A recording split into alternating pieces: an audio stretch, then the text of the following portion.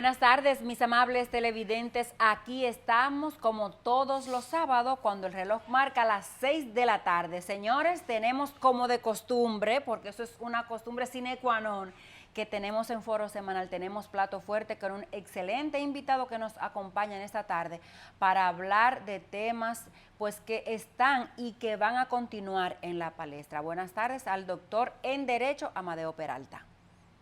Sí, gracias, un placer para mí. Feliz fin de semana para todo el que se encuentre disfrutando del mismo.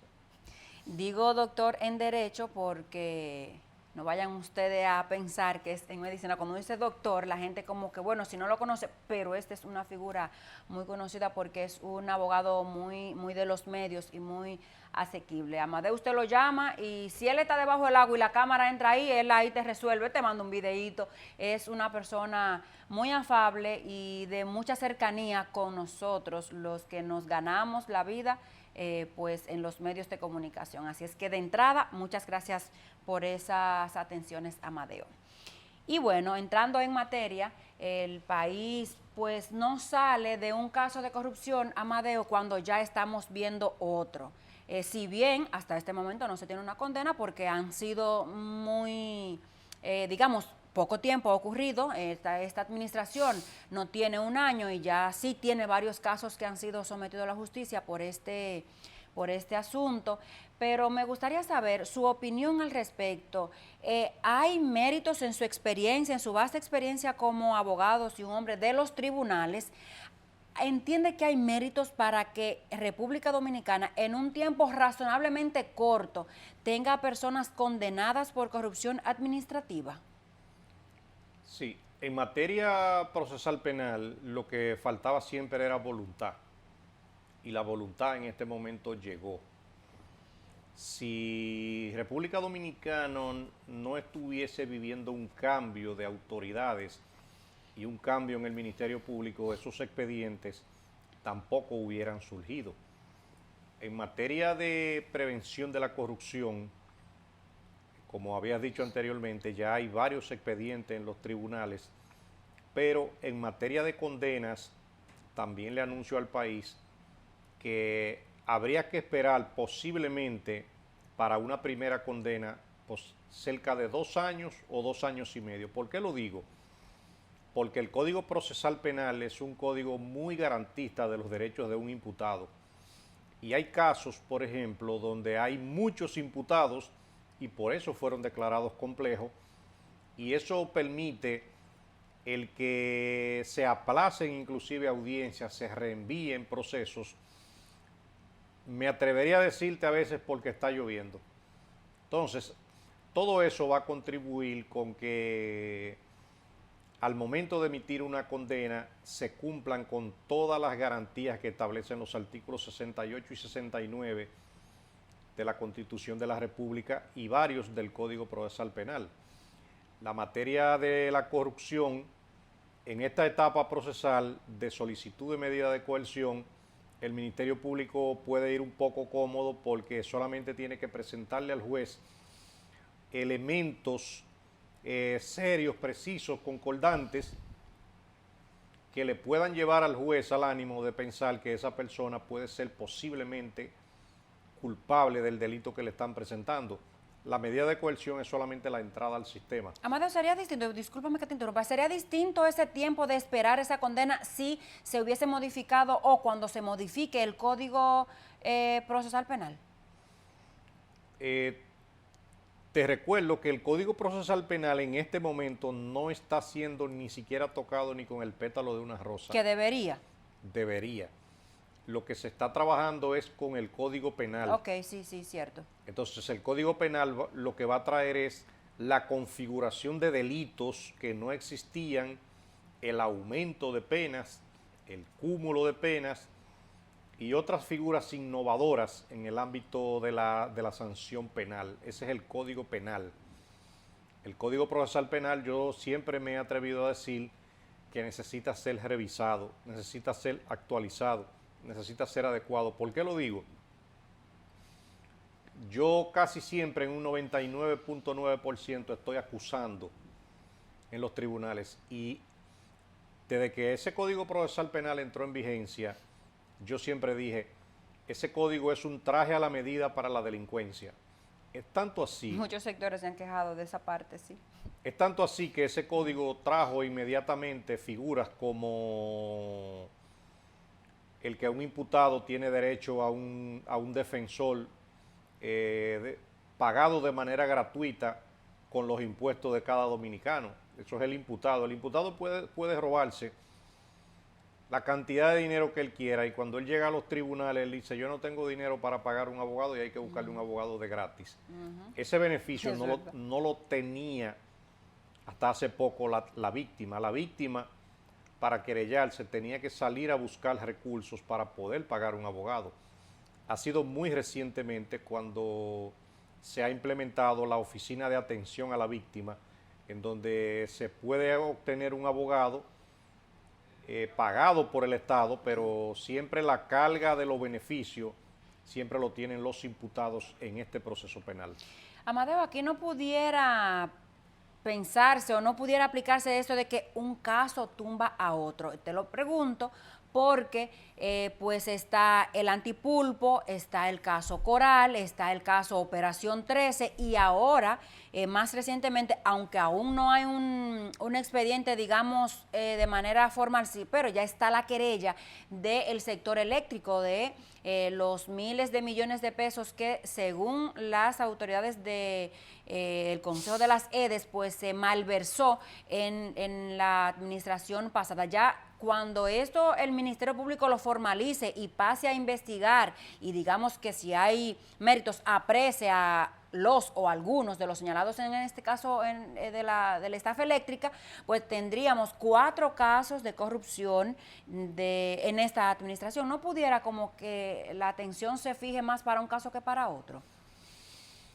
Es innegable que en materia, por ejemplo, de procesos mediáticos, por decirle un nombre, por ejemplo, el caso Pulpo en este momento ha perdido atención en relación con el caso 13 o con el caso Coral. Pero en definitiva, el país entero lo que quiere es que el Ministerio Público actúe, que trabaje y que someta a la justicia de manera contundente a todo el que se haya robado este país. El propio Ministerio Público, por parte de la Procuradora General de la República, estableció que tenían cerca de 500 expedientes bajo investigación. En este momento haber surgido 4 expedientes, yo también le diría a la población, compren refrescos, compren palomitas y siéntense que vienen más. Y tienen que venir más porque desde los gobiernos pasados nosotros nos habíamos envuelto en un clima de impunidad en donde ningún expediente salía, ni se investigaba, ni prosperaba. Siempre he repetido y he dicho que el propio PECA, que era el departamento que persigue la corrupción administrativa, se estaba convirtiendo en un archivo de papeles, de ahí no se sometía a nadie. Ahora van a faltar personal para seguir sometiendo gente. Hay, por ejemplo, hay un caso que en cualquier momento debe salir y es el caso del INAIPI. Cierto. Habías mencionado también el caso de los pulpos eléctricos. Las personas están esperando el procesamiento de ese caso.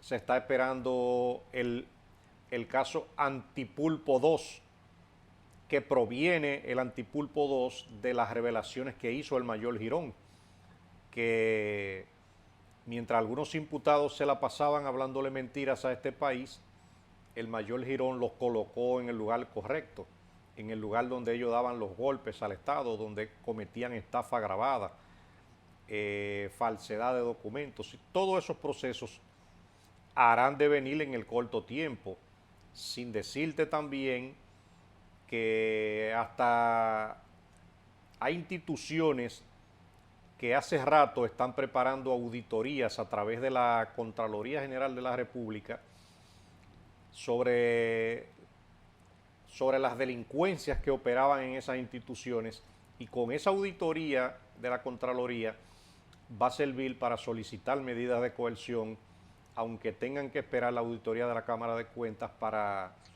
la acusación final. De ahí les reitero, expedientes, este Ministerio Público tendrá que reforzar sus estamentos en el ámbito profesional, en el ámbito personal, en la logística, en lo más mínimo, hasta en material gastable.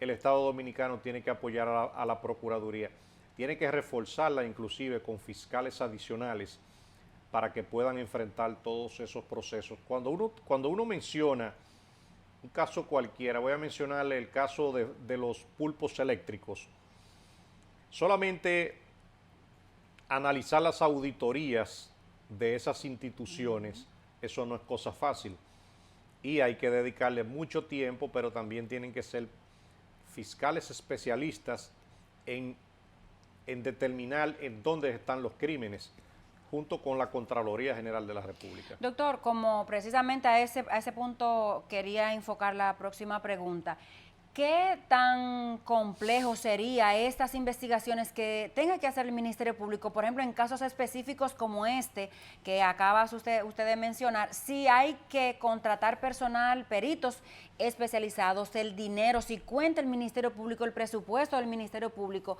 para hacer todas estas indagatorias? Esa respuesta yo la quiero después de estos breves consejos comerciales. Estamos conversando con el doctor Amadeo Peralta.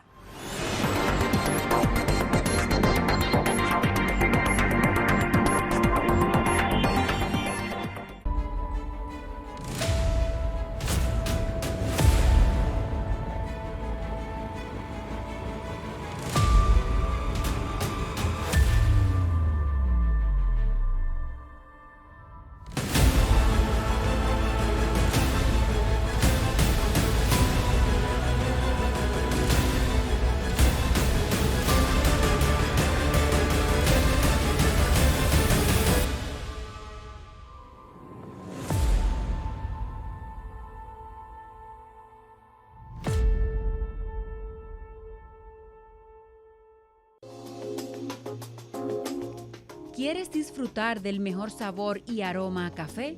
Ordene ahora mismo su café del Gajo, de las altas montañas de Polo Barahona, y sabrá lo que es un genuino café orgánico. Para los pedidos puede llamar a doña Alexandra al 809-209-5470.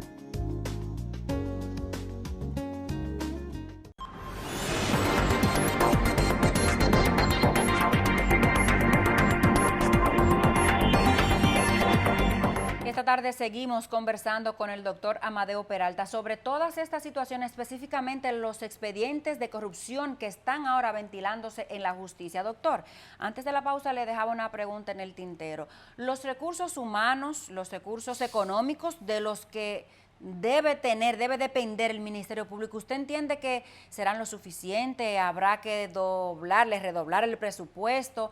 Porque entiendo yo como una simple mortal que son o que necesitarían personal especializados en algunos de estos casos. En su experiencia, háblenme un poco de esto. El Ministerio Público, para enfrentar de manera amplia y con mejor dedicación estos procesos, yo me atrevería a decir que va a necesitar hasta otro edificio. ¿Y por qué lo digo? Porque donde se está manejando con tanta documentación, con tantos imputados, se van a necesitar inclusive muchas mesas, tipo salón de conferencias, hasta para colocar papeles, hasta para reuniones.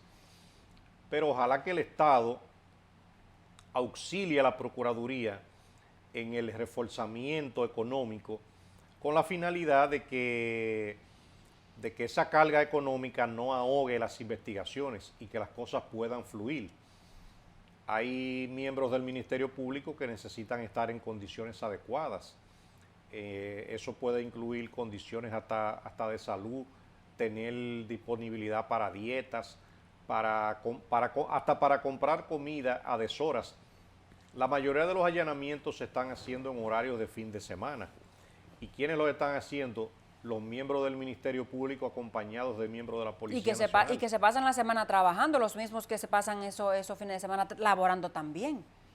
Exacto. Entonces, El Ministerio Público debe ser ayudado, por lo menos en el ámbito moral, el país entero los está apoyando, pero también en el ámbito económico se necesita que el gobierno auxilie esa institución. Cuando mencioné que ojalá le den también un edificio nuevo, es porque imagínense auditorías, una empresa pequeña del gobierno como el Fompel, ahí hay que manejar demasiados papeles. Yo soy del entendido que el área física de la Procuraduría ya ni siquiera daría abasto para el almacenamiento de tanto documento. Le mencioné el Fompel por ser una empresa ligada a actos de corrupción, pero si se habla de instituciones como el Ministerio de Agricultura, el de Obras Públicas, el de Salud Pública, no se sabe dónde hay que buscar espacio para que esos fiscales puedan analizar de manera decente la mayoría de esas documentaciones. Ahí hay que redactar mucho, ahí hay que mandar muchos oficios. Preparar un expediente, solamente preparar una medida de coerción le puede tomar al Ministerio Público un tiempo bastante largo. Y si te mencionara 15 días, te diría que eso se queda corto. Perdón, Amadeo, la medida de coerción antipulpo se televisó y todo un espectáculo. La de Operación 13 no se ha hecho porque a los imputados pues tienen el derecho de que no se televise. ¿Ayuda en algo este proceso, en su experiencia? Sí, mira lo que sucede con las audiencias televisadas y no televisadas. En principio, con el caso Pulpo, fueron los abogados de los imputados que requirieron que la audiencia sea televisada. ¿Qué hace el Ministerio Público en esos casos? No se opone. ¿Por qué no se opone? El Ministerio Público, ese es el escenario para salirse con la suya con todas las pruebas que tiene en contra de un imputado. El Ministerio Público no se opone porque no tiene nada que ocultar. Entonces, ¿qué sucede?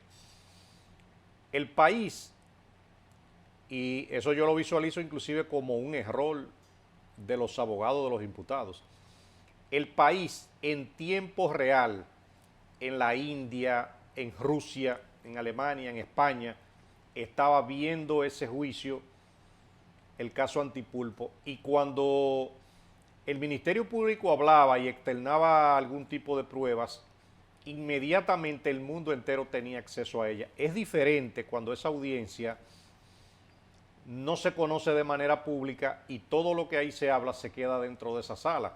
Cuando el mayor Girón habló, y a la hora que él habló, a pesar de que era tarde de la noche, dejó impactado a medio país.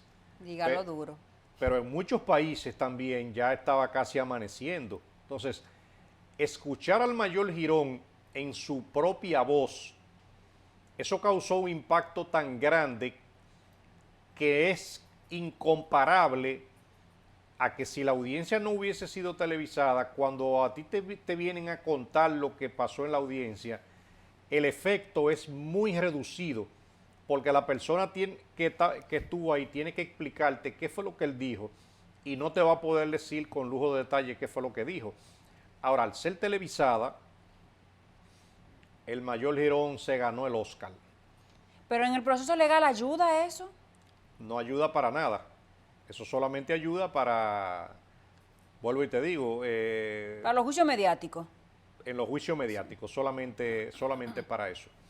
Eso mismo sucedió con el caso Coral, e inmediatamente yo vi eso, me puse casi la mano en la cabeza y dije, ahí va a haber problemas. Y pasó lo mismo que en el caso Pulpo. Entonces, ya con esta tercera experiencia, los abogados del caso de la lotería le dijeron al tribunal que no quieren juicio televisado. Entonces, todo lo que pasa dentro de esa sala de audiencia solamente se queda ahí, no lo sabe más nadie. En fase secreta más o menos. En una fase secreta. Entonces, solamente cuando abran las puertas de la audiencia es que los miembros de la prensa van a preguntar qué pasó, pero se van a enterar solamente del resultado, no de los detalles. Esa es la diferencia de un juicio televisado y un juicio como manda la ley, que en realidad es un juicio casi secreto, porque en la medida de coerción solamente deben intervenir los imputados, el Ministerio Público o la parte civil acusadora junto con el juez. En principio, ese tipo de medidas no debe conllevar la presencia de la prensa, y siempre me refiero ya de manera pública para exponer el caso ante el público en esa etapa. Amadeo, tomando en cuenta, sean juzgados, sean castigados con una sentencia que adquiera la cosa de lo irrevocablemente juzgado, todos estos casos de corrupción que hoy están, independientemente de que se llegue a ese punto o no, ¿se sienta un precedente en República Dominicana con estos delitos de cuello blanco? Ya se está sentando el precedente porque ya con este Ministerio Público Independiente ya se ha cambiado la percepción de la impunidad, de que aquí nada era nada, aquí la gente robaba y no pasaba nada, y aquí la gente entendía que las leyes solamente eran un pedazo de papel. Y hay muchos funcionarios inclusive con la barba en remojo, y hay otros que están actuando en el marco de la ley porque saben que hay un Ministerio Público que los puede someter a la justicia. Hay personas inclusive que cometían delitos en las diversas áreas y entendían que no pasaba nada. Caso típico, en el caso del Fompel, yo había conversado con algunas personas en donde se entendía que los hermanos del presidente no habían hecho nada porque ellos simplemente participaron en una licitación y se la ganaron y le pagaron. Entonces ellos no le ven lo pecaminoso a eso. Entonces, ¿qué pasa cuando yo le hablo? Yo le digo, lo que pasa es que ustedes estaban borrachos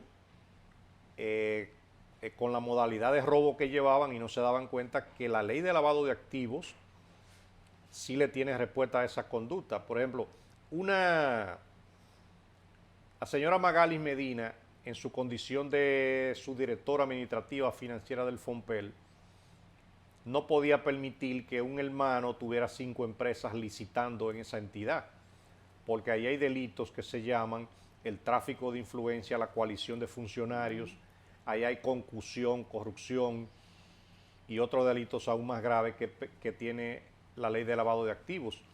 Pero tampoco la licenciada Medina le podía entregar a una fundación de su hermana una cantidad, por ejemplo, de 79 millones de pesos, porque una hermana no le puede entregar a otra fondos del Estado para que la otra se beneficie en una fundación y que posiblemente lo utilizaba para actividades políticas. Entonces, ese tipo de acciones, cuando tú crees que eso no pasa nada, en realidad la ley de lavado de activos te tiene algunos artículos esperándote para darte respuesta de a 10 años, de a 5 años y de hasta 20 años de prisión.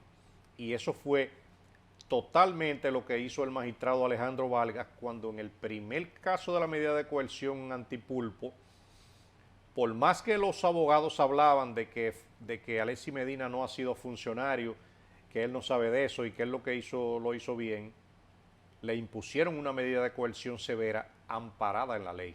Bueno, Amadeo, muchísimas gracias. El tema está buenísimo, pero este tiempo ya se nos ha terminado. Yo te estoy muy agradecida de que haya estado esta tarde con nosotros aquí en Foro Semanal, orientando de manera correcta a nuestro público, a nuestros televidentes, para que no se dejen engañar. Así es que muchas gracias por estar esta tarde con nosotros. Un placer para mí. Señores, será hasta la próxima cuando tendremos otra entrega. Igual o mejor que esta. Mari Carmen Rojas, su anfitriona de siempre, les dice hasta una próxima entrega. Bye, bye.